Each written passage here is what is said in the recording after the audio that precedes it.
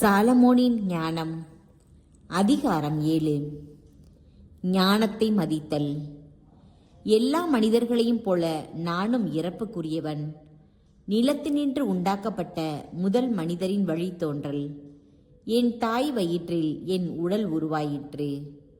ஆணின் உயிர் துளியினாலும் திருமண இன்பத்தினாலும் 10 மாத காலமாக குருதியோடு உறைந்து என் உடல் உருவெடுத்தது. நான் பிறந்த பொழுது எல்லோரையும் போல நானும் வெறும் காற்றையே சுவாசித்தேன். என் உடல் இயல்புக்கு ஒத்த மண்ணில் கிடத்தப்பட்டேன். முதலில் அழுகுரல் எழுப்பினேன். துணிகளில் பொதியப்பட்டேன். பேணி வளர்க்கப்பட்டேன்.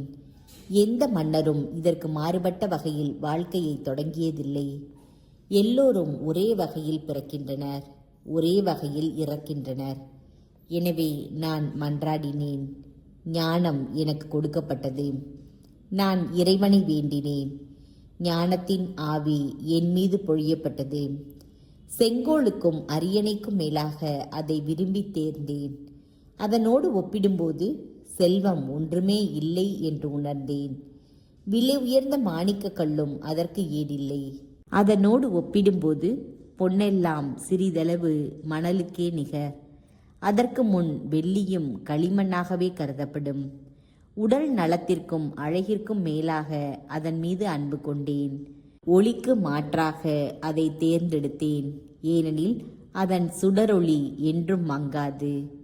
ஞானத்தோடு எல்லா நலன்களும் என்னிடம் வந்து சேர்ந்தன. அளவற்ற செல்வத்தை அது ஏந்தி வந்தது. அவற்றிற்கெல்லாம் நான் மகிழ்ந்தேன், ஏனெனில் ஞானமே அவற்றை வழிநடத்துகிறது. இது அவற்றையெல்லாம் ஈன்றெடுத்தது என்பதை அறியாதிருந்தேன். நான் கள்ளம் கபடமின்றி கற்றேன். கற்றதை முறையீடின்றி பிறரோடு பகிர்ந்து கொண்டேன். அதன் செல்வத்தை நான் மறைப்பதில்லை. மனிதர்களுக்கு அது என்றும் குறையாத கருவூலம். அதை அடைவோர் கடவுளோடு நட்பு கொள்வர். நற்பயிற்சி அளிக்கும் கொடைகளால் நற்சான்று பெற்றோர் ஆவர். கடவுளது திருவுளத்திற்கு ஏற்ப பேசவும் நான் பெற்றுக்கொண்ட கொடைகளுக்கு ஏற்ப சிந்திக்கவும் கடவுள் எனக்கு அருள் புரிவாராக. ஏனெனில் ஞானத்துக்கு அவரே வழிகாட்டி, ஞானிகளை திருத்துகிறவரும் அவரே. நாமும் நம் சொற்களும் அவருடைய கைகளில் இருக்கின்றோம்.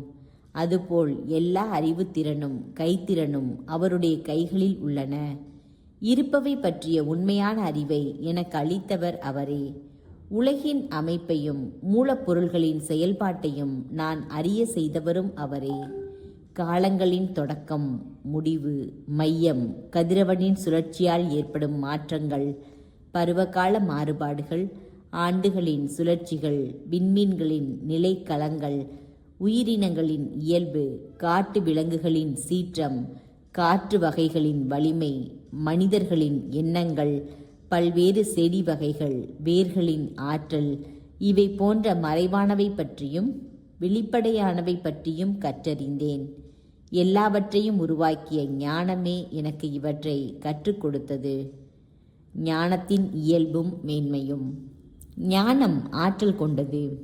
அவ்வாற்றல் அறிவுடையது, தூய்மையானது, தனித்தன்மை வாய்ந்தது, பலவகைப்பட்டது, நுண்மையானது, உயிரோட்டம் உள்ளது, தெளிவு மிக்கது, மாசுபடாதது, வெளிப்படையானது, கேடுறாதது, நன்மையை விரும்புவது, கூர்மையானது, ஞானம் எதிர்க்க முடியாதது, நன்மை செய்வது, மனிதநேயம் கொண்டது, நிலை பெயராதது, உறுதியானது, வீண் கவலை கொள்ளாதது, எல்லாம் வல்லது, எல்லாவற்றையும் பார்வையிடுவது, அறிவும் தூய்மையும் நுண்மையும் கொண்ட எல்லா உள்ளங்களையும் ஊடுருவி செல்வது.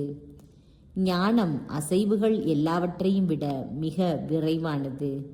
அதன் தூய்மையினால் எல்லாவற்றிலும் நிரம்பி நிற்கிறது, எல்லாவற்றையும் ஊடுருவி செல்கிறது. ஞானம் கடவுளின் ஆற்றலில் இருந்து புறப்படும் ஆவி, எல்லாம் வல்லவரின் மாட்சியிலிருந்து எழும் தூய வெளிப்பாடு. எனவே மாசுபட்டது எதுவும் அதனுள் நுழைய முடியாது. ஞானம் என்றுமுள்ள ஒளியின் சுடர், கடவுளது செயல்திறனின் கரைப்படியா கண்ணாடி, அவருடைய நன்மையின் சாயல்.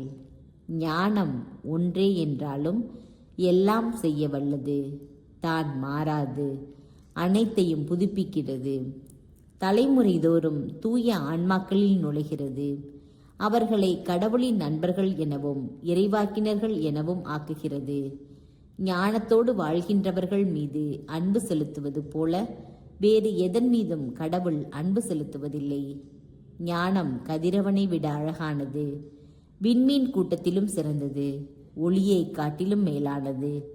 இரவுக்கு பகல் இடம் கொடுக்கிறது, ஆனால் ஞானத்தை தீமை மேற்கொள்ளாது.